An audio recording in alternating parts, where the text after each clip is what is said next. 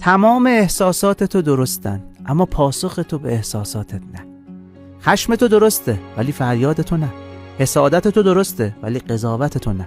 ناامیدی تو درسته ولی دست به خودکشی زدنت نه. رنجی که داری میکشی درسته ولی پناه آوردن به گل و مشروب نه.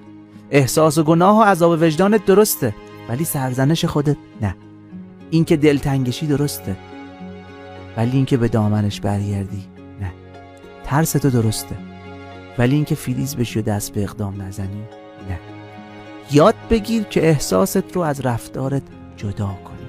رفتار معمولاً پاسخ احساسه، ولی کسی که پیام احساسش رو دریافت نکنه نمیتونه رفتار درستی هم نشون بده. احساسات هیچ وقت غلط نیستن. احساسات حامل پیغام‌های مهمیه. هر احساسی اومده تا پیغامی به تو بده. ترس هشدار مغزه و پیامش اینه که آهای فلانی قراره یه کار خیلی مهم انجام بدی، حواستو جمع کن. عصبانیت یعنی این که شخصی قانون معیاری که تو برای زندگی در نظر گرفته بودی و به هم زده و پیامش اینه که قرار نیست همه آدما قوانین زندگی تو رو رعایت کنن.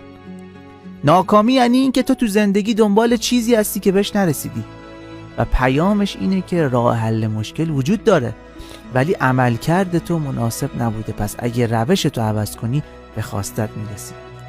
یأس یعنی فهمیدی چیزی رو برای همیشه از دست دادی و پیامش اینه که وقتشه انتظاراتت رو از آدم‌ها تغییر بدی. احساس گناه یعنی این که تو یکی از ارزش‌هاتو خودت زیر پا گذاشتی و پیامش اینه که سعی کن دیگه این کارو تکرار نکن.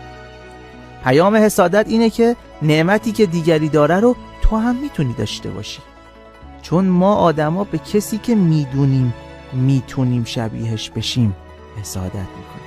ما به کسی حسودیمون میشه که میدونیم بهش نزدیکیم و میتونیم بهش برسیم.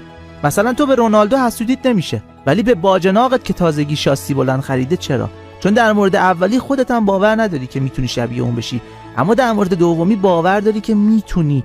به همین خاطره که حسادت درونت بیدار شده. پس 1. هیچ احساسی رو در خودت سرسری نگیر.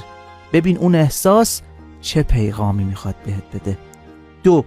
احساست رو از رفتارت جدا کن. میشه احساس بدی داشت اما رفتار درستی نشون داد.